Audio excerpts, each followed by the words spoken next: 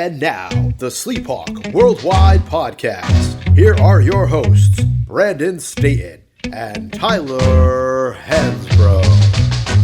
What's up, everybody? Welcome to the SleepHawk Worldwide Podcast. This is a melancholy sleep dog with a sad big hawk. What's up? This is Big Hawk. It's a tough one, but hey, you know what? We still have a path to the playoffs. I believe it.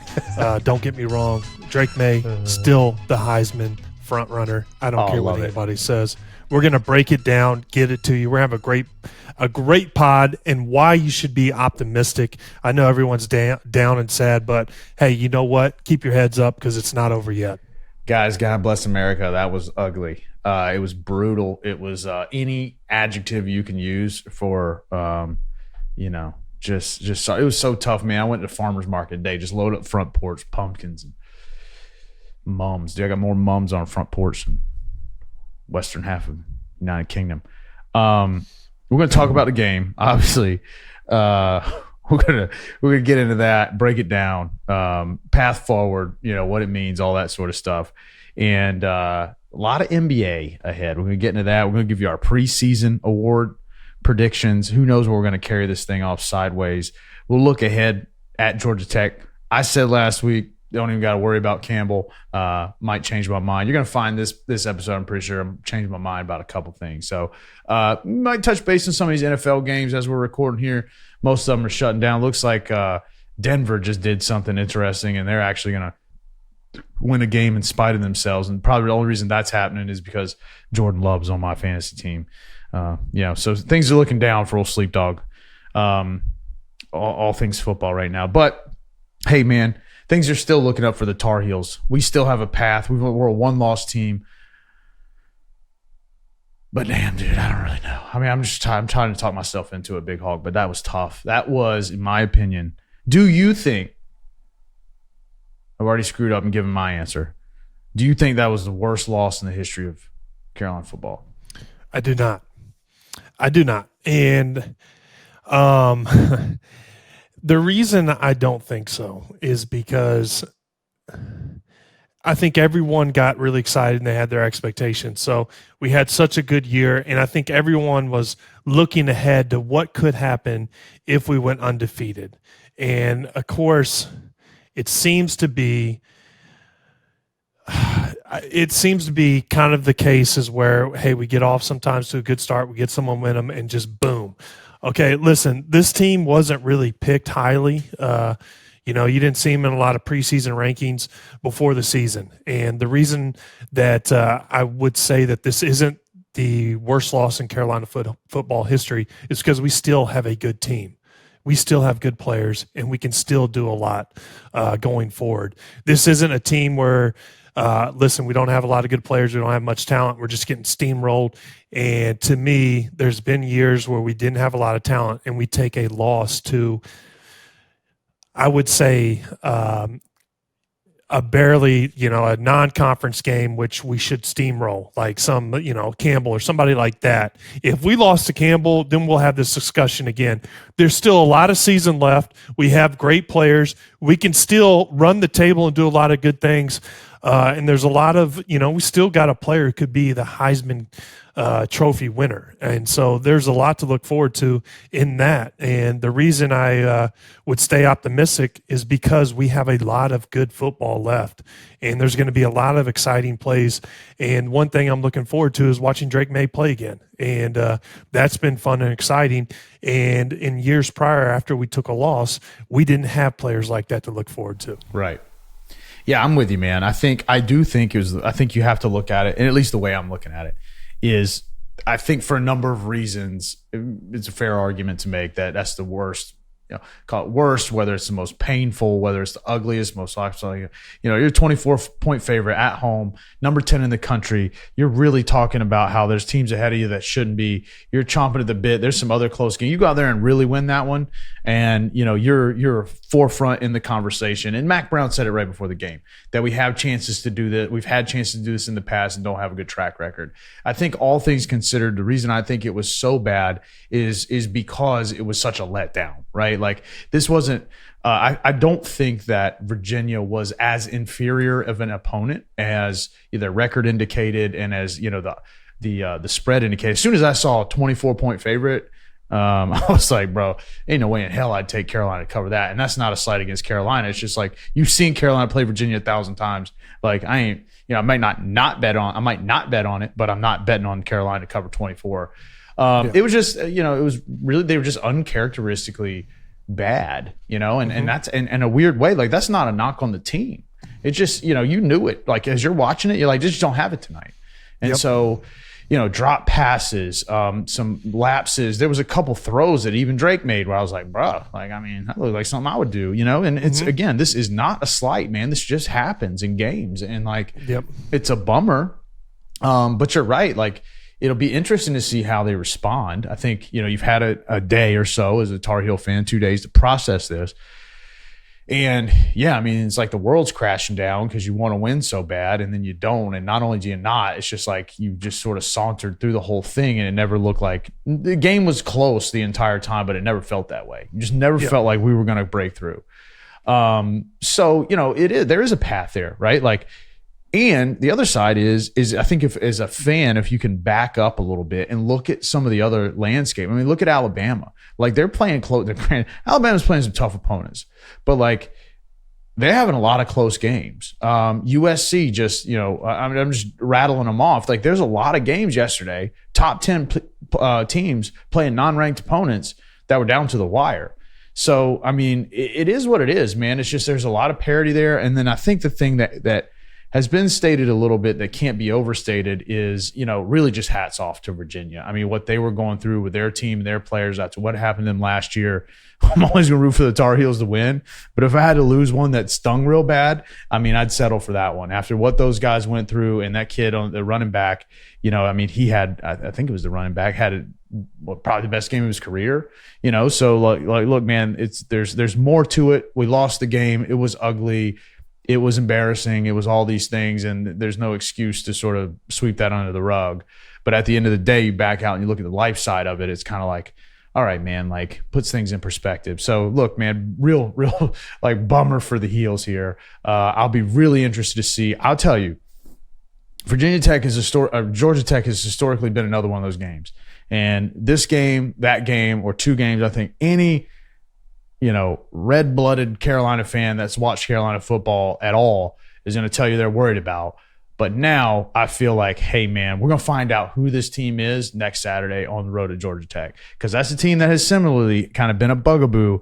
And I feel like you're either going to go in there and sort of have that, cloud hanging over you, or you're just going to blow the doors off of them. And we're going to find out real quick who they are. They dropped to 17, which I was surprised. I thought in some ways maybe they might get slaughtered in the AP poll, but I felt like it's kind of a fair rank. They still have us ahead of Duke, which, to be honest with you, after what Duke did against Florida State, I didn't see that coming. So tough loss for the Heels, but there is a path forward. No, Florida State wound up. I mean, they were close late. Like, I think they were 3 points almost, maybe at the end of the third quarter. But then I guess Florida State just hit the gas on them and wound up winning by a couple touchdowns. Yeah. I haven't really seen Duke play football much, but I think they're better than they've been in the years past. Yeah. And Sleep, I watched the game, and I thought we played bad. I thought some receivers missed some catches that they usually make. They're going to have nights like that. But I saw your tweet about the refs, and I do. First of all, I thought your tweet was brilliant. Raised a lot of eyebrows and got some controversy rolling. Which one was that? Talking about the refs and the NCAA. Oh, okay. And I do think that we've been dealing with. It's a great point. We haven't got the best calls, and the reason I say that is because the holding call where we got the touchdown, that was terrible. That was a bad call. You could call holding on about every play if you wanted to. I really felt like that was a bad call, and who knows? Obviously, you want to play better. You want to make catches, and it looked like our defensive line was just exhausted. Looks like they ran a marathon before they came out and played. But we gave their quarterback a lot of time to make some passes and make some plays. But I just felt like we had a bad game, and sometimes there's going to be games like that where you just have to grind it out. But I don't think we got the best whistle either. But we were right there at the end. We had a chance. But, you got to tip your hat to Virginia because they won it. They came into Keenan and got a good dub for their program. But, it's a tough one for us. I don't know, a lot of fans are, kind of upset. But you need to get over it. You need to bring the heat next time we play at home and pull for them and see what happens. Yeah, I think, the thing about the referees is that the Miami game, there was just no hiding from it. And that's when I really started thinking, I was like, I wonder hey, look, man, conspiracy theories are the thing today. So y'all think this is a conspiracy theory? Don't come at me with that shit. Like, everybody's in on some kind of conspiracy theory these days, whether they've been hiding the UFOs from us, there's like really an alien in Mexico fixing elections. Like, who knows, right? Here's mine, right? Is that the NCAA is so pissed that they got, handcuffed and had to let Tez play that, I don't know, man, maybe they're slipping a little instruction manual under the referee door when they come out and play Miami. I don't, for the record, think there was a couple of calls I felt were really bad in the Virginia game, and the thing they were atrocious in the Miami game, and borderline at times you felt like they were trying to keep the game close with some of these calls that I'm watching certain calls that happened or didn't happen. Like, dude, I can see this from row R, right? Like, come on. Last night, there were a few, and probably if I watched the game over again, I would think it's terrible. The one thing I will say, and I also tweeted this, is we got lucky with that fumble out of the end zone because that would have put us out of our misery a lot sooner. And I think we were a beneficiary of what is the dumbest rule in football. Like, how come you go all the way down the field, you fumble, the other team doesn't recover, but they get the ball? That whole fumbling out of the end zone is a touchback. It's like, we got lucky on that one because it was the right call. I mean, it's like by the rules, that's the right call. The same thing happened with Justin Jefferson in a Minnesota Vikings game several weeks back, and I think Minnesota wound up losing that game. Cost some bettors a lot of money too. And, like, just spot the ball at the goal line. The dude was in the end zone. Like, I don't know. I think it's stupid. But yeah, point being is, nothing cost us in the Virginia game, but it did make me start scratching my head and wondering as you get into some of these prime games, how much power does the NCAA have over officiating, right? Interesting to think about, but, like at this point, you lost the game flat out. And we went. The sad part is you went from probably the best win that I can remember to at least the worst loss I remember. And again, like, look, you're in here, you're talking about how bad this was, and it was. I mean, it just really was. But, look, man, these guys, you're going to learn from it one way or the other, good or bad, right? And the unfortunate situation in football is bouncing back doesn't always, you guys, what was it, 05, they lost to St. Mary's or whatever. Yep. And look, it's okay. Like, it's embarrassing. Like, there are probably people saying all the same things that we're saying now about how just terrible it was, but you get to move past that, and you can even do that 3 or 4 times, and you get a chance to prove yourself. Sometimes when you lose games like this, if we were to win out convincingly, if we were to go to the ACC championship, we were to beat Florida State, and this was just an anomaly, it still might cost you, right? So that's the downside of it. But at the end of the day, look, we're 6-1. I think if we had lost to Duke, if we had lost to Miami, if we had lost to Clemson, which, a couple of those we still might, right? I think everybody's like, all right, well, it really sucks. We're one loss team, blah, blah, blah. Now I'll ask you this question. Like, we win all those games and we just lose a really shitty one. And we still finish season 11-1. Like, I mean, or whatever it would be, 12. I don't know how many games they even play anymore. So look, man, it's perspective. Like, you just gotta play them all, and that's why. And I was talking about maybe I already said this. I said last pod, why are we talking about Campbell? We don't even need to worry about it. Like, well, okay, maybe we'll pay a little attention to Campbell, but maybe I should pay attention to all of them. Max said something about some cheese, and he lost me there, but apparently that was, I love cheese. Poison cheese or something, yeah.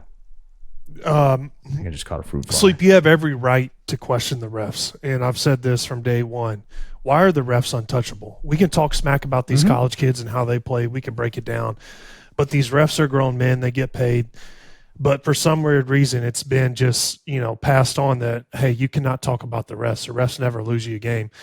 Anybody that's in sport knows that refs can lose the game for you. I'm not saying the refs lost us this game. I'm just saying for everyone out there that didn't like that tweet or, got mad because somebody criticized the refs, get over it. That's reality. Refs can lose you a game. Refs can make bad calls that shift the momentum or give the other team an advantage. And that I hate that refs can't lose you a game. Absolutely they can. But I will say in 2009 basketball, which is so different because you play so many more games, we started off conference play 0-2. Nobody saw that coming. Preseason number 1, just ran through non-conference schedule, just smacked everybody. Started out 0-2, and we faced a lot of criticism. And what we had to do is keep it in the locker room, which is much harder to do nowadays with social media. But, you got to listen to the locker room, and you got to lock in and build on, what you didn't do right. Find your weaknesses, how you can improve on that, stay within the team, and just keep grinding and come out there and get a dub the next game. So that would be what I would recommend doing with my extreme expertise in football. But it was a tough one. I know a lot of Tar Heel fans. I can tell you, I'm part of a lot of text chains where there were some emotions and there were some words that were said that, boy, man, I could just talk about going from the mountaintop. I mean, peaks and valleys. You want to say somewhere in the middle. You want to have a little middle ground in your life, not a peak and a valley type person. But that's where all the Carolina fans were. Yeah, oxygen mask fell out last night, man. Twitter was a turbulent flight last night for Tar Heel fans. Good grief, man! There was some stuff being said. It's kind of like, damn, guys. Like, yeah, I'm bummed out too, but. Shit. So I'm with you on all that. Look, man, all you can do now is just play the rest of the games and see what happens. So, they head down to Georgia Tech next weekend. Tough place to play for us historically. Tough, just sort of a weird sort of scheme those guys run. And I think the biggest thing that we haven't touched on that I feel like is at this point somewhat our responsibility to is struggled defensively. They just really seem to not be able to get any stops when they needed them. Kids getting chunk yards on the ground. Needed to make big stops, big plays, and we couldn't do it. And we started to see that. What really concerns me is second half late in the Miami game, in the fourth quarter late, you started seeing like a little bit of lack of discipline, right? Where they're getting over the top when they just there's the one thing you got to shut off, right? And that game got close-ish when it shouldn't have, right? And, you just mark it off as like, all right, they kind of took their foot off the gas, this, that, and the other. I mean, maybe you could say the same thing about they kind of came into the Virginia game with that mentality. But, that's the part I think that gives me a little cause for concern. The kid from their quarterback looked poised and in charge. I mean, his numbers weren't that great. I guess I'm looking here at some of the numbers, and I don't really know where all the yards came from, but they I would say Drake had a pretty yards. good game. Yeah, statistically, Drake seemed like he had a decent game just looking at the stats. Well, and if you think he's 24-48, that's 50, completing 50% of your passes you think is awful, right? It is, right? Yeah. But I mean, I don't know I don't know where to find drops, but there was probably 8 to 10. He definitely had a couple where there was one across the middle and, put it on the guy's back shoulder, right? You got to put it on the front shoulder. So, but it's a catchable ball, right? But and all these things, and even the interception late, right? Like too often they show that this seems like the one replay that the CW had access to all game long, which is a whole different category, talking about how in the hell did the game wind up on the CW? And they're shooting a game with androids and a damn rev cam anyway. But they even on that play, you got two linemen that missed their assignment, or they're just tired or probably gassed or whatever. I mean, that's the other thing is the time of possession was the biggest thing. It's like it seemed like Virginia had the ball the whole damn game. Yeah. So, they played their game and executed their game plan and believed in what they were doing, and we didn't. And at the end of the day, you can talk about referees, you can talk about your players, you can talk about your coaches, you can do whatever you want. But I do think it's funny where there is a certain line of questioning in terms of like which coaches need to go and blah blah. It's like, guys, look, man, it's Carolina football, and like 2 years in a row, we started off pretty strong, right? Yep. Like who else are we gonna get? Like Vince Lombardi we're gonna dig him up out of the grave and put him up on the sideline over there? Like, guys, relax. You don't win and lose some football games, and I'm just trying to figure out. I mean, a kid threw for 208. Their leading rusher had 67. Is that all? And somehow they wind up with 426 yards offense. The other kid must have had a bunch of yards on the ground. 115. Yeah. I don't know how they rushed for 220. Good grief. So they had 3 guys rush for at least 60 yards. I believe it. And the other guy rushed for 30, which 30 doesn't seem all that much until you got 3 other guys who rushed for 60. So, I mean, look, man.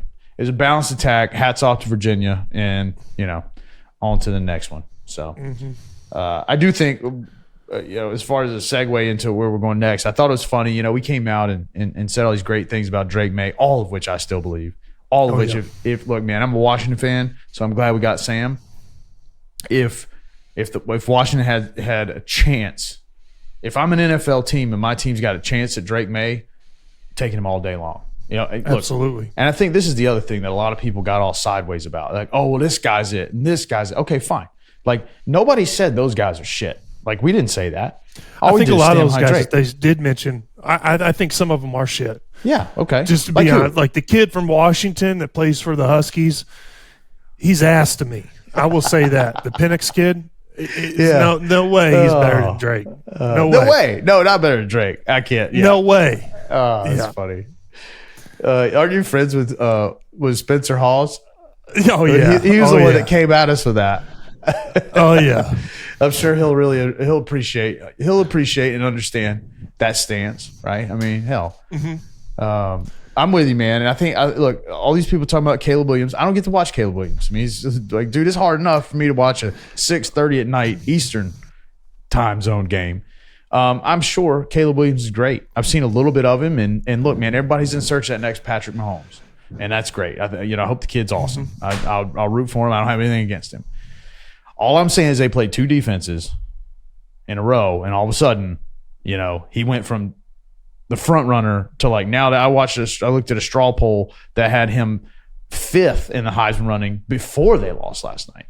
So, I mean, look, it's up and down. I watched Bo Nix play at Oregon, and I was like, this guy's pretty damn good. I think he's like 45. But nonetheless, yeah, Drake's the guy. I mean, if I'm an NFL team, like, and that's the one guy I've watched all season long, so I get it, right? I'm a Carolina fan, yes, but understanding, like, there's Trubisky comparisons or these other, like, dude, Drake May's a different player.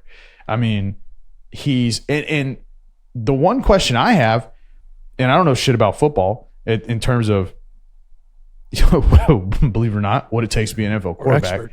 I mean, look at me. His body's just chiseled from marble slab, right? But like, he misses some throws sometimes, and I'm like, and I talk about this almost every pod. Like, he missed one the other night or last night that was like, had a guy in the middle and just like overthrew him, like way overthrew him. Now, I don't know if the ball slipped. I don't know if the ball got tipped. I was watching the CW, right? So, I mean, it was like, who knows what happened. But I'm thinking to myself, like, all right, man, that's, if I'm sitting here and trying to scout somebody, like, all right, -1, right? But then he just bounces back and just hits dudes. And I mean, he throws shit that guys are right in stride, and sure, he misses a little bit, but you're watching every single play of this guy. And all the, we get a bunch of this, just talking heads or chirping, trolls come in there talking about this guy and that guy. It's like, all right, dude, fine. Like, but I don't know who you would want early in the draft at quarterback more than Drake May. Period. Sleep, and I'm with you. And the other thing is, when we posted that on Insta, talking about Drake and hyping him up, which he doesn't need it from us. Somebody commented, Drake doesn't have to deal with all the distractions that LA has to offer. Oh, my God. I thought that was the dumbest thing. Obviously, they'd never been in La Res. When we're in school players, I can tell you this. Yeah, duh. LA does not have that. They That cannot does not stand offer for that. Los Angeles. No, yes, it does. They do not. Res. Yes, and there's only one. And that thing is on Rosemary. And I can tell you that. Yeah. Great times in there, a lot of great memories, but every college campus has their distractions. Okay. Yeah. And we're not talking about Caleb Williams he's not out there mingling on with the stars and all that stuff. That's BS. He's a college kid. Okay.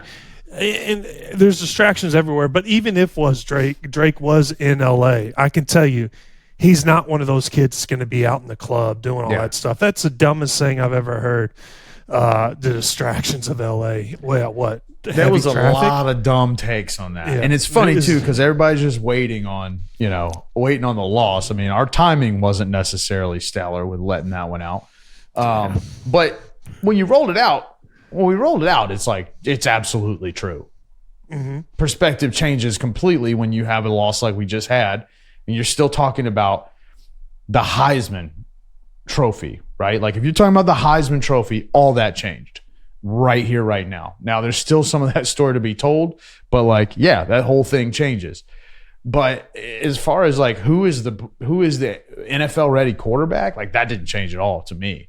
And you can look at the stat line and say, how are you going to draft a guy number one that completed 50% of his passes against a 1-5 team? Okay, fine, right? Look at the stat line from you guys' 0-2 start and tell me how you're going to draft Ty Lawson or Wayne Ellington or Tyler Hansbrough or any of these other guys. I mean, stats probably look like shit, right? How is Roy Williams supposed to be in the Hall of Fame if that's all you're taking are those two, right?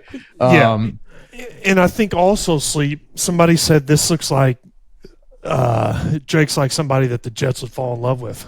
Oh, that guy. I know that guy. And I just want to say this. First of all, the Jets have Aaron Rodgers. Okay, and they have the current pick right now. They're 17th in the draft. Won't have a shot at Drake if he loses. No. Drake's not falling to 17. And I can tell you this, if he were to go to the Jets, that would be an ideal, great situation. I'm tired of these guys drafting these high picks and just throwing them out there right from the get. Mahomes set out a year. He wasn't he didn't get drafted and go right into action. He set out a year. Behind Alex Smith. Yeah, behind Alex Smith. But think about, there's not a better person, and actually Drake has a lot of Aaron Rodgers in him. Mm-hmm. He's a lot more athletic than what people give him credit for. Yep. Aaron Rodgers is very athletic, by the way.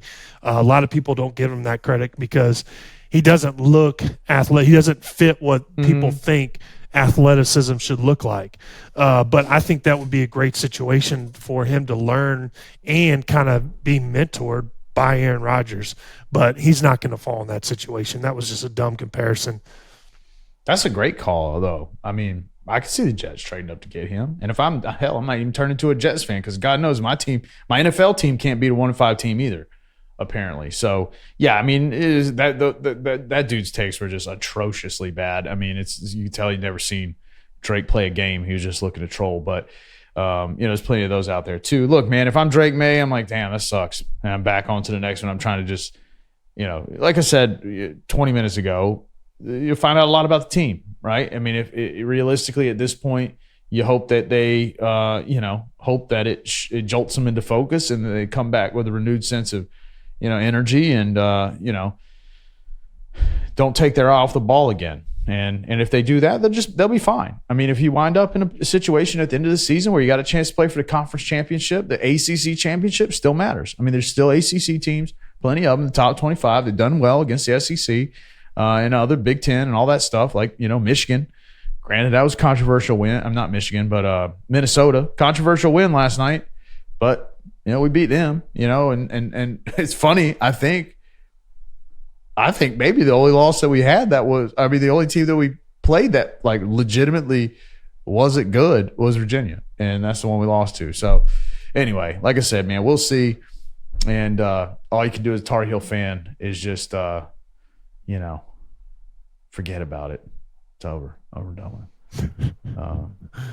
God. Anyway, NFL. I would run through that real quick because I was buying mums today. Didn't watch a ton, but Commanders. Speaking of them, 1-5, they lost to the Giants. That was an atrocious game. Got Dolphins Eagles tonight. That'll be a good one. Monday night, which, as you're listening, will be tonight. 49ers Vikings. CMC leaning towards playing. Need that to happen. Jags beat the Saints. They're 5-2. Jags 5-2. Chiefs just beat the Chargers. No surprise. They're at home. They're 6-1. This Taylor Swift thing, guys. God bless. I mean, I love Taylor Swift. I mean, I'm a Swiftie, but I'm so sick of seeing that shit. Broncos win at home over the Packers. That is not a good look for the Packers. Seahawks over the Cardinals. Who cares? Bowl. Steelers beat the Rams on the road. Another real riveting contest. Probably the most interesting win today, I think. Ravens over Detroit, and they just smacked Detroit. Detroit was the Tar Heels this week. Showed up, should have smoked the Ravens, and I don't even think they ever got off the bus. Falcons 4-3 over the Buccaneers on the road. That's a big divisional game. Also, Patriots beating the Bills. I was hoping that Mac Jones would get out of there. Not going to happen. That one really hurt me sleep. That one was, really, and that's classic Bill Belichick. God bless. Just to think that they're going to pack it in for the season. They come out and fucking beat the Bills. Beat the Bills. I want to ask you this. All right. There's a lot of people that have gone south on Josh Allen. Yeah. Where do you stand with the Bills? I still Contender? think 100%. 100%. They remind me of kind of like where the Chiefs were last year, right? Were the Chiefs like 500, like several games in the season or something? But like, dude, Josh Allen is a great player. Stephon Diggs is he hurt or anything? I know that. No, I think he's held, and that's part of the problem. Is I think they try to force feed Diggs so much. But I will tell you this: I'm out on the Bills. I'm out. I don't think they're a legit contender. And I know a lot of people are hyping up Detroit as well. I don't think they're legit contenders. I think their coach is great at getting attention and, making people believe. Not sold on them. I'm not sold on the Browns either. I know everyone talks about Joe Burrow, but they just paid him. You mean the Bengals? The Bengals. Yeah. The Bengals, I'm not sold on Joe Burrow because they just gave him all this money. You know who I'm sold on? I'm sold on the Browns. Okay. I am sold on the Browns. I love their defense. Myles Garrett. Did Everybody you see him just block listed. that field goal today? Dude, Myles Garrett is insane. Insane beast. Yeah. And I don't think Deshaun Watson is going to play as bad as he's been playing. I know he's been hurt. Didn't play. I don't think he didn't play today, but I think he's going to turn the corner. And I think he the did Browns play are gonna today. be He a left playoff early. Yeah. I think here's the thing with the Browns. I mean, they just barely squeaked by the Colts. So I think their defense, everybody's talking about their defense, and rightfully so because they've been playing well. They just beat the 49ers. They just gave up 38 to the Colts, to Gardner Minshew. Gardner Minshew just diced them for 300 yards, 2 touchdowns. And Josh Downs killing, by the way. Josh Downs killing. Well. And also Jonathan Taylor is back today. So in fairness, they gave him a lot of. Yeah. Glad they didn't give him to us last week when I had him over under like 30 yards on Prize Picks, and he didn't get it. And then today, 75 and a touchdown to go with 45 through the air. So that was nice. Nice day for Jonathan Taylor. $1 late, $1 short. What were the other ones? Just real quick here. So that was the Cleveland game. Bears beat the Raiders. The Raiders are in turmoil. Like Devontae Adams already wants out of there now. They 30-12 over the Raiders, and then Giants. Boy, the Commanders. Then we got Dolphins, Eagles, Sunday Night Football. That's gonna be a good one. I know. We all know where you stand on Tua. But I've turned the corner on Tua. I think the Dolphins are good. Those guys I got to good, eat man. my words. God bless. Yeah, what an awful take so. by me. Yeah, they're good. Those guys are just. Somebody told me. I don't know if this is true or not, but the Dolphins have the 6 fastest dudes in the NFL. Like the 3 fastest running backs are Achane, Mostert, and maybe it was Jeff Wilson. Maybe it was one of the other guys. They got Tyreek Hill. Hell, I think Tua is probably one of the fastest quarterbacks. And that's showing Mahomes' wife and Taylor Swift doing some TikTok dance on the damn TV right now. Get out of here. Football night in America. Come on. Football night. All right? Anyway, I mean, Dolphins are good. So maybe next week, when we get halfway point, we'll recalibrate projections. I don't even remember what the hell I said, but I did tell everybody not to draft Aaron Rodgers in fantasy football. You're welcome. Although not for the reasons I thought. But anyway, speaking of drafts, I got one here in an hour. Fantasy basketball draft, but NBA tomorrow, as you're listening, underway. Lot of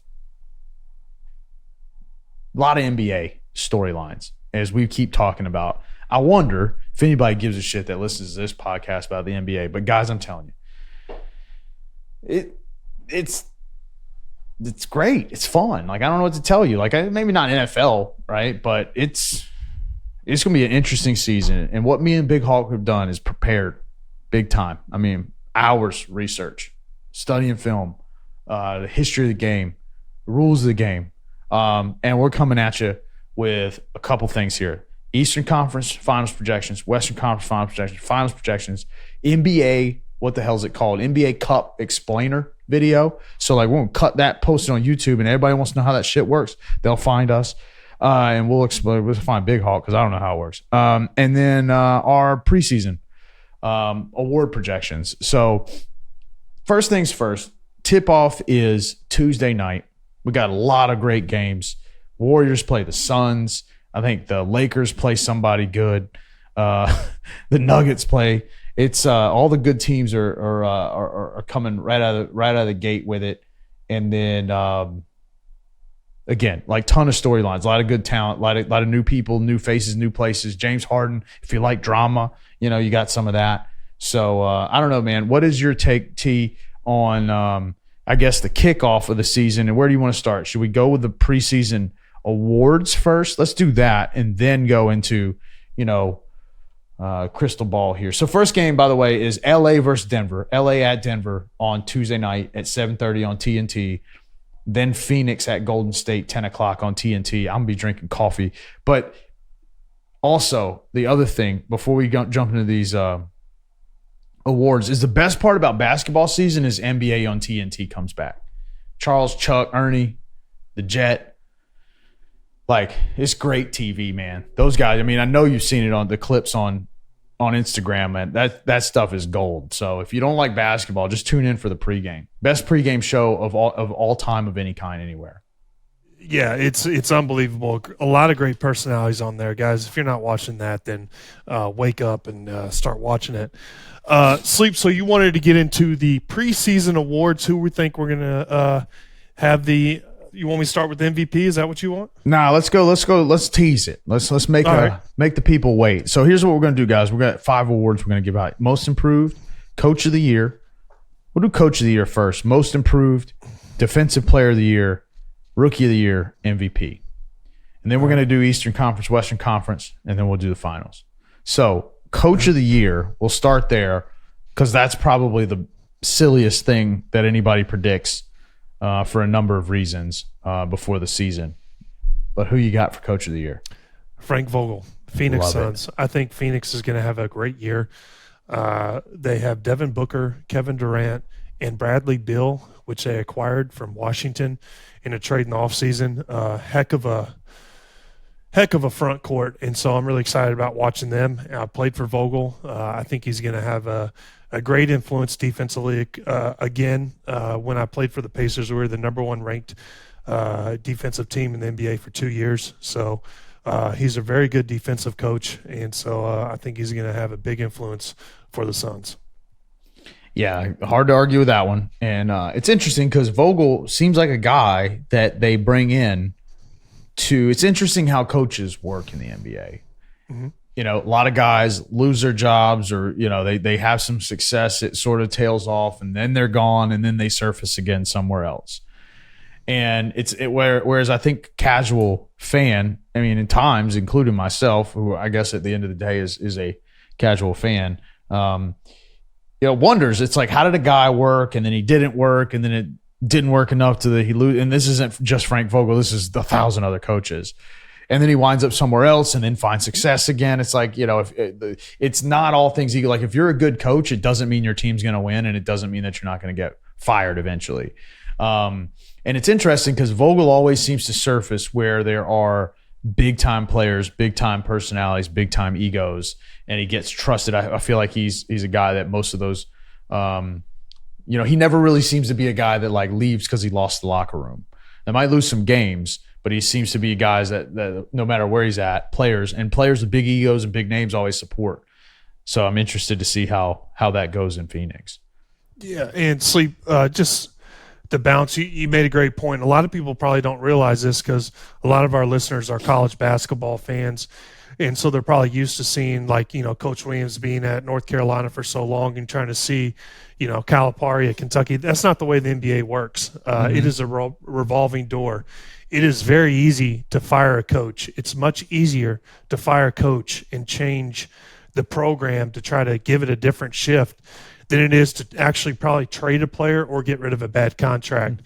And so that's why you'll see a lot of coaches get fired and get rehired. There's a lot of great coaches, and also some coaches tend to wear their welcome out real quick. I would say Larry Brown probably falls in that category as a coach who at one point in his career was actually getting paid, I think, by 6 different NBA teams all at once. I mean, he coached for Charlotte, New York, Detroit. Yeah, he's just one of those guys that great coach. He's not going to be there long, and that's kind of the way the NBA works. Is because you see like Monty Williams, he go from New Orleans, then he goes to the Suns, and now he's at Detroit. And so you'll see a lot of these coaches end up in different places. You're like, I thought he was coaching, at the Suns. Now he's with Detroit. Yeah. So that's the way the NBA just is. If you weren't aware of that. Mm-hmm.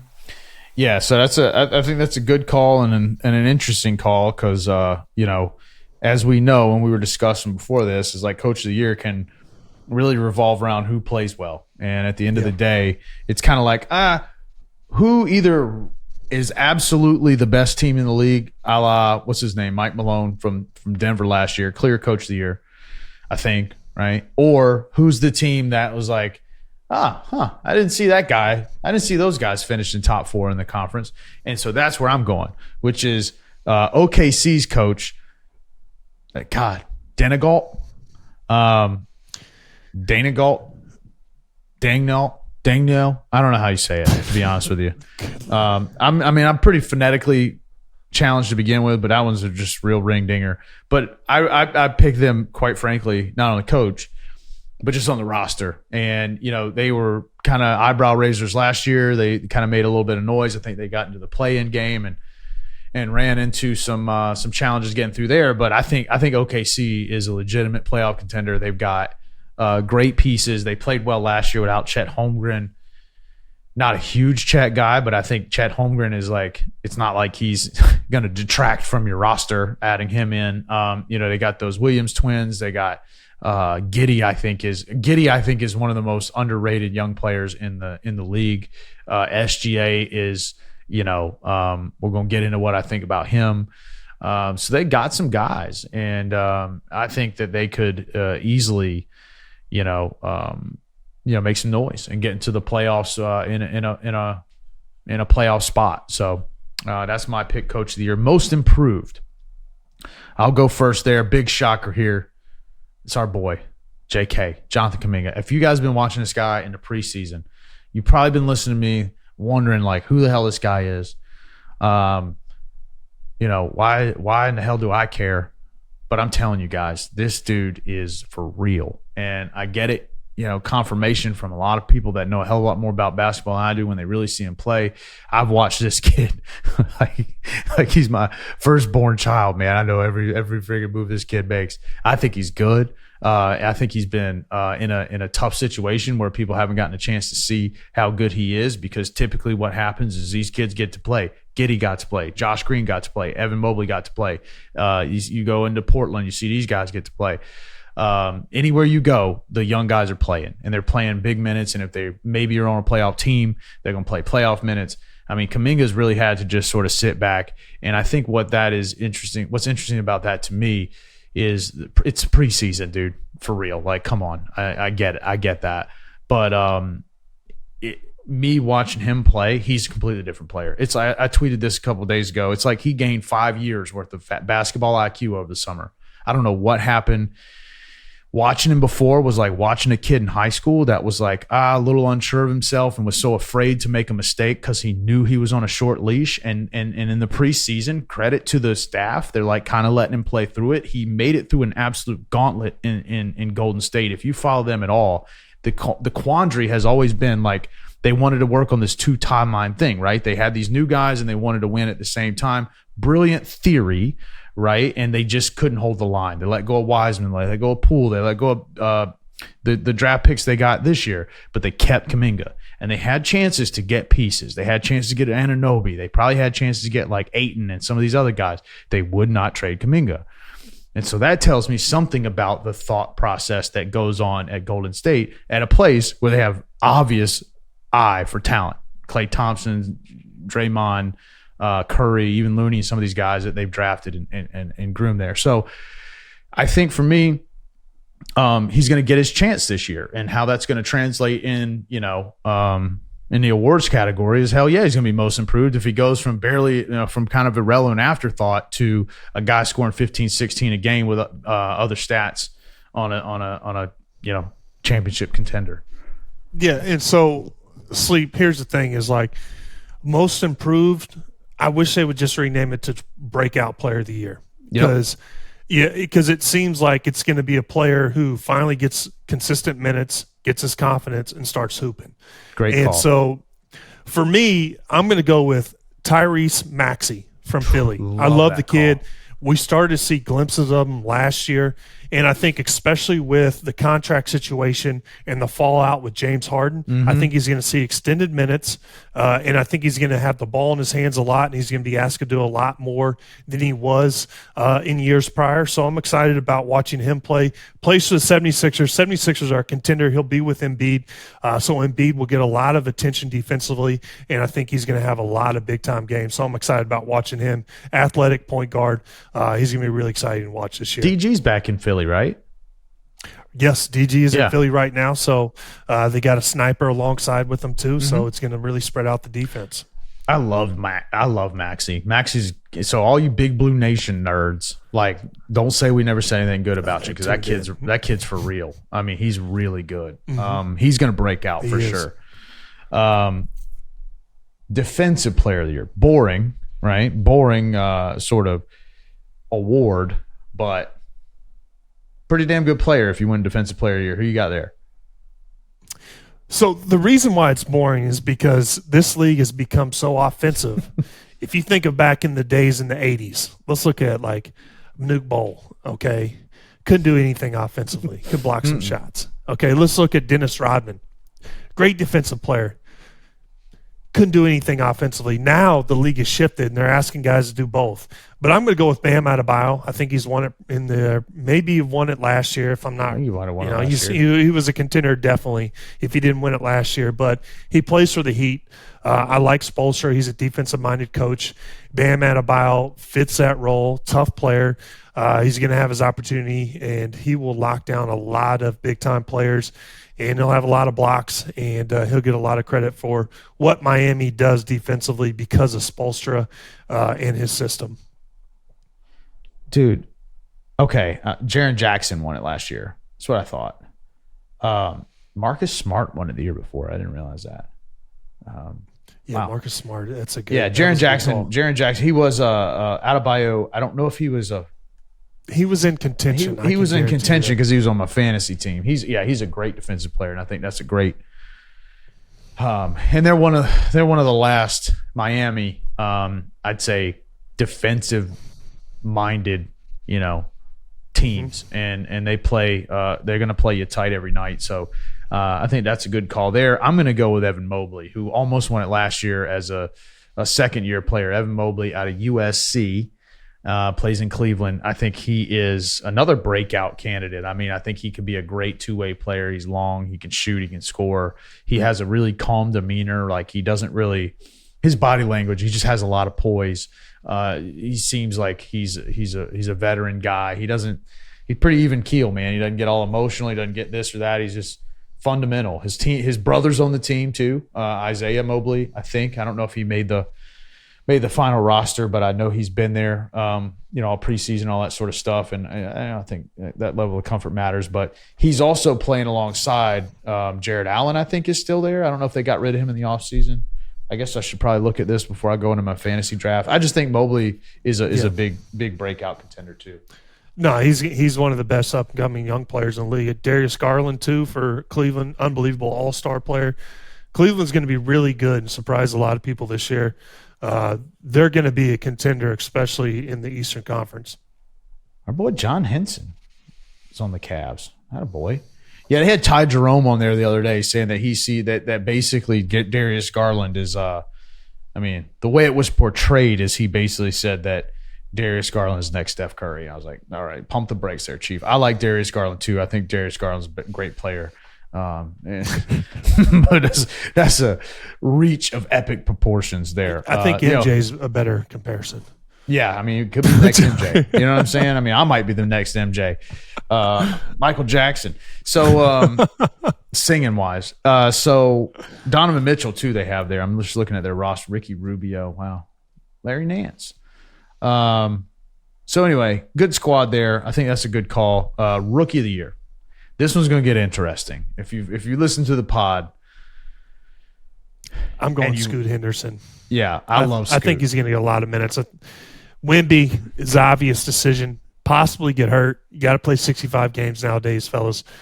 There's a big hole since Dame left Portland, and I think Scoot Henderson is the next guy that's going to fill those shoes. And he's going to have a lot of chances to shoot a lot of buckets and score a lot. So that's what I'm rolling with. He's going to have a lot of good stats. Dude, that's another one I'm pulling up too is the Blazers roster is, if you're an NBA fan,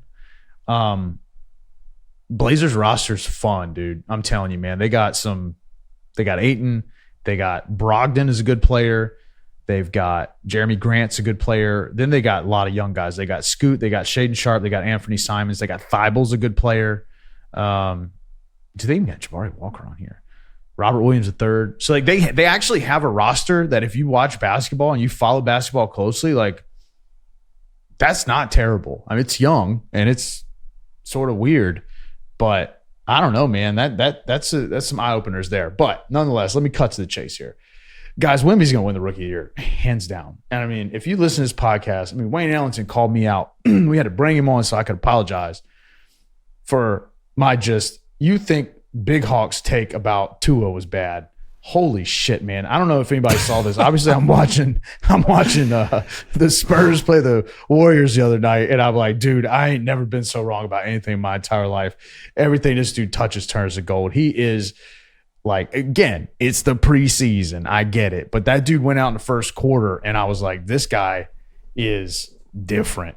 Damn, dude. The only thing stopping this guy is, and I think everybody, and this is the weird thing, and knock on wood here, big time, is he's obviously tall and very skinny. He's 7'4", 185 pounds. Okay. Put it in perspective, I'm like pushing 5'11", and I'm 185 pounds. Okay. This dude's literally like a foot and a half taller than I am, and we weigh the same amount. I am a little chunky, but nonetheless, like he needs to put some pounds on, which he will because he's like 19 years old. So, I mean, just getting older, he's going to gain 20 pounds over some period of time. So durability, I think, is everybody's only sort of question mark with this kid.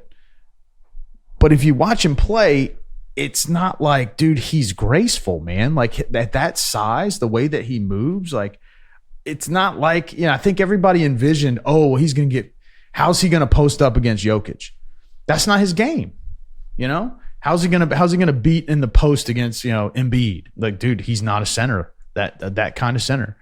It's the same. To me, he's Kevin Durant on steroids potentially, right? I mean, that's what he looks like to me. It's who he reminds me of. He's just fluid. Everything looks easy. His jump shot's pure. Dude shoots like 85, 86% from the free throw line. And he's 7'4". I mean, Sleep Dawg loves free throws because that's the only thing I feel like I could do with some guys at an NBA level. I mean, is shoot free throws because God knows that's a lost art in the NBA. But dude, let's not put him in Springfield just yet. Well, I ain't putting him in Springfield, but I am putting him in New York City, Radio City Hall, ESPY Award Rookie of the Year, or whatever. That guy's good, man. Sorry, he Wayne. is good. You're right.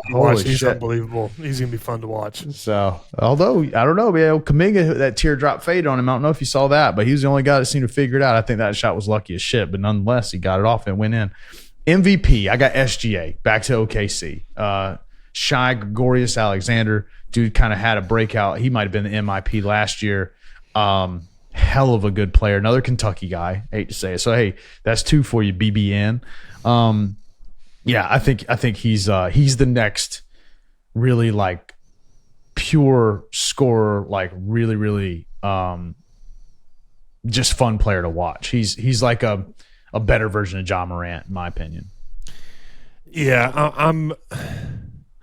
I'm going Giannis. And I do think that I was a little concerned about the 65 games because he's he's getting a little older. But Giannis, to me, is the most dominant player in the NBA right now, and he does it from a size perspective, which the last player that has played the game that has dominated the way that Giannis does is Shaq. And Shaq is my all-time favorite athlete. But Giannis, to me, I think he's going to have a great year, and I think that the addition of Dame Lillard is going to take a lot of pressure off of him scoring-wise, and I think he's going to be able to dominate the game inside more, and that's where I want to see him play. I think he's going to put up absurd numbers rebound-wise, and I think he's going to have a lot of points too. So I think Giannis, to me, is MVP. Can't argue with it. Losing Drew Holiday hurts. I just realized as I was going through there talking about some Jared Allen roster, like the Google roster is definitely not up to date because they still have Drew Holiday on there.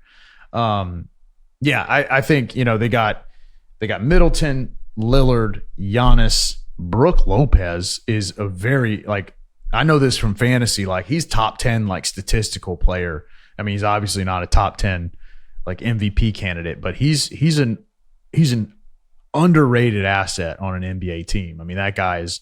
So they got a ton of size. And then Lillard is just, I do think that those guys fit together perfectly. But that's a good segue for me to riff on in the Eastern Conference. So here's who I think is coming to we're going to go to the Eastern Conference Finals.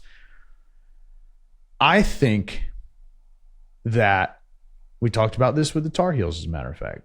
The pressure that comes along with the expectation is not just a college thing. It's not just, it's not just a youth thing.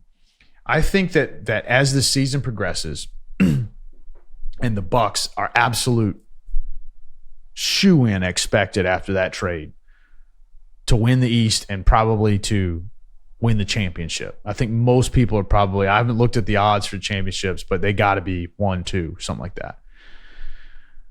I think it's going to get to them because Dame Lillard also has a bit of a monkey on his back and everybody else is going to feel it too, which is got to get into the finals. He hasn't been able to win in Portland, and that stuff seems to matter to me in pro sports. I don't know. Some people handle it differently than others, right? I think that's going to get to them. I think the Celtics are still a really good team, and I don't like the Celtics, but I think they're great. And I think the Sixers are really good, and I think James Harden is getting in the way of their progression. I think that Tyrese Maxey, to your point, is more than capable. I think he's coming into his prime. I think they've got the right pieces. I think Embiid, I'm with you. I don't think Embiid wins the MVP. I think he won it last year on the just because people were sick of what's his face? Jokic winning, right? But I think Embiid deserved it, right? More than one person can deserve to win the MVP. Yeah. I think Celtics 76ers, man, that's going to be my call. I think something's going to go down with the Bucks where it's going to come down to there's just a lot of expectation there. And I think expectation is going to be really tough to fill in their shoes.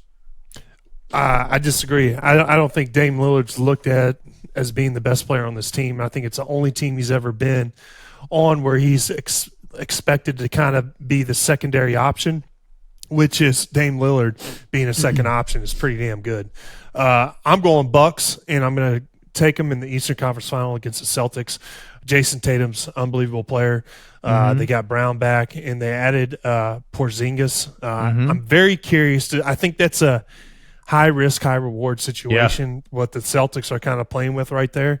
But I think it's going to come through, and I think they're going to, get to the Eastern Conference Finals. I do not think the 76ers will sustain. I think that Harden's going to have a downfall. He's going to want to get traded. And even though as much as I like Embiid, I think Embiid's top player in the NBA, and he's good enough to carry you deep in the playoffs. I think they need a secondary guy. I do think Tyrese Maxey will eventually fill that role, but I think they need one more star, and I don't think Harden's going to be there with 76ers at the end. You think it's possible they get anything for Harden?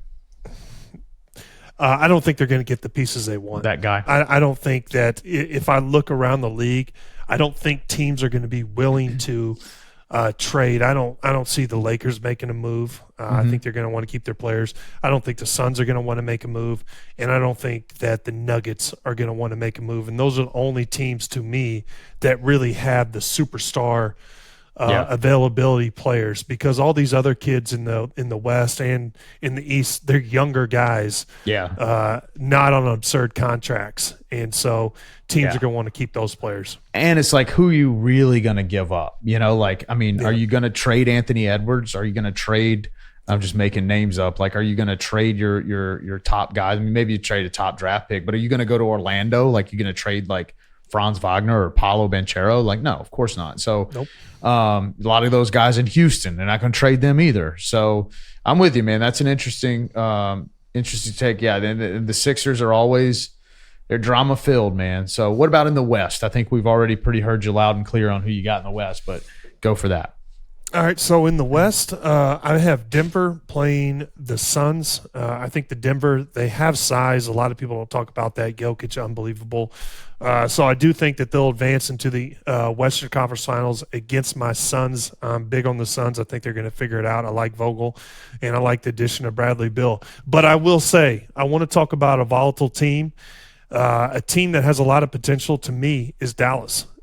With Kyrie and Luka, if they can figure that combination out, that's going to be a scary team to me. I do not believe in the Lakers right now. I think LeBron is aging, and I do not think AD can sustain a full year being healthy. I think those guys are both great players and some of the best players in the NBA, but I don't see it happening. I don't think it's going to work this year. The other thing is the Clippers. I don't think Kawhi and Paul – these are my teams, and I think the other teams have a lot of issues, but there are some teams out there. Dallas really interests me as well. I'll tell you, man, and I'll get off of mine. There's a lot. The Western Conference is super interesting. We were talking about this before. I mean, you go down the list. Like, I'm just going to read the list of odds in order of Western Conference winners. I'm going to read this list. I'm going to read it fast. Nuggets, Suns, Lakers, Warriors, Clippers, Mavericks, Grizzlies, Pelicans, Kings, Timberwolves, Thunder, Rockets, Jazz, Trailblazers, Spurs. Like, the Spurs, all right, get it. They got Wemby and not a lot else. Devin Vassell is a great player too. They got some. We just talked about the Blazers roster. Solid. We just watched what the Jazz did last year with our own eyes. They're like third to last Western Conference odds favorite. Now, this isn't making the play. This is winning the Western Conference. Rockets, probably in my opinion, the second worst team on this list. And they have, if I could go through their roster and point to a lot of future stars, I feel like. Jabari Smith, Jalen Green, Albert Sengun. They got good players down there. The Thunder, I just talked about making the playoffs. The T-Wolves, they almost made the conference finals last year. You got the Kings. They got ousted in the first round, but they got a bad draw with the Warriors. You got the Pelicans. If they actually get Zion, speaking of AD, if they actually get Zion back, I mean, they have a great roster. Grizzlies, same thing. Mavericks, you just said. Clippers. Right now, we're starting to back up into the Warriors, Lakers, Suns, and Nuggets. I mean, dude, the Western Conference is like anybody's guess. I mean, those guys are stacked. I'm with you, though. Those two at the top are tough to beat. Question to you. The Grizzlies just came out. Steven Adams is done for the year. Yeah, Ja Morant Grizzlies took a big hit there. Yeah. Ja Morant suspended, I don't know, good portion of the year. Do you believe in them? No. I do not. I'm not a big John Morant guy either. I thought that after that first one, and really it's that second one, man, like that's a pattern of behavior, right? And it's the same thing with Kyrie in his own weird way. Same thing with James Harden, right? Same thing with a litany of other players. Like, these guys are great players. You guys know me, man. I'm not a Kyrie fan, but dude, I watched that guy play and I'm like, holy shit, is he good? You know what I mean? And I think with Morant, that's a problem. You lose Steven Adams is a guy that, like we talked about Lopez earlier with the Bucks. Like, Steven Adams is not quite that level, but he is a huge asset to a winning team, and not having him for the season is you can't overcome it. And I'm with you on the Clippers. I don't necessarily agree with them. I mean, believe in them, but there's very few teams that I could just out of hand write off. And if I did, I'd probably be wrong about it. So in the Western Conference, though, I'm with you on the Suns. I think it's hard to just look the other way on those guys. I got the Warriors against them, man. I think the Warriors have put a lot of effort and energy. They had a decision to make, and I think more than any other team, they had to focus on, like, all right, how are we going to do this? Who's on our roster? Like, how are we going to capitalize on having arguably a top 5 player who's ever lived on our team, and his window of being the best player in the league is closing, right? And I think they just had to put so much focus, and they have so much, they took great care to do what they did in the offseason. And here's the reason. Here's the X factor. I think if you ask me right now, could they take the roster they have and win it all? Maybe. But they have to beat some teams with a lot of size, and they don't have size at all, right? They don't match up well with size, and there's size in the Western Conference and there's size in the Eastern Conference, and they got to play those teams all season long. I think at some point they're going to end up making a move. I don't know what it is. I don't know who the pieces are going to be. I just feel like they're going to be a team that is going to basically have to reevaluate that decision and make that move. And there's going to be teams that are out of it, and some stuff's going to get shuffled up with contracts.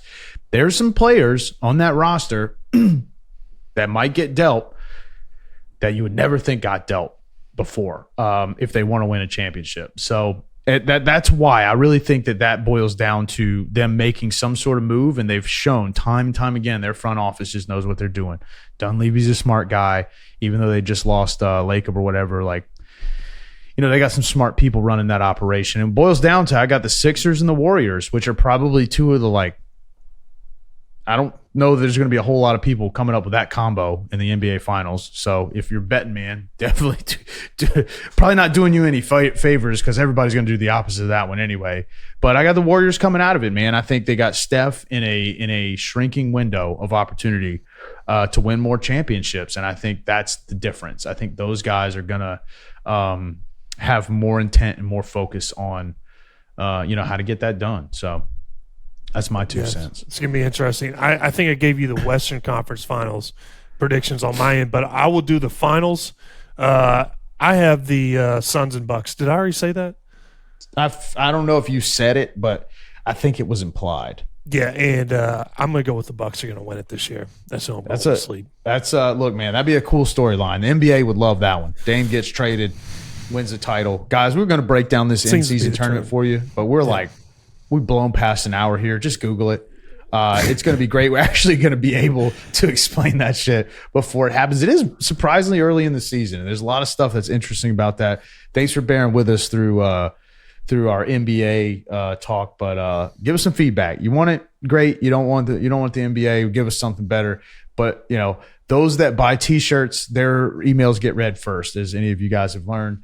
And thank you for that, all that support. Extra larges and double X's or something like that are going fast. So you're on a bigger side like me, you better go ahead and get it before I just rip out a new one out of the box, because I don't feel like washing mine. Get some crab cakes too. They big day up there. I mean, they had a tail goat, and then they just smoked the lines. I bet Jimmy's Seafood is right now, literally right this second, guys. We record this on Sunday night. I bet Jimmy's Seafood right now is packed with like WWE stars and guys just taking like Jaeger bombs because they just smoked Detroit. Great night for Jimmy's. But it will run out of crab cakes, so wait a while to place your order. Let them let them get caught up before they ship them to your house. You got anything else, Big Hawk? Stay safe. Stay safe.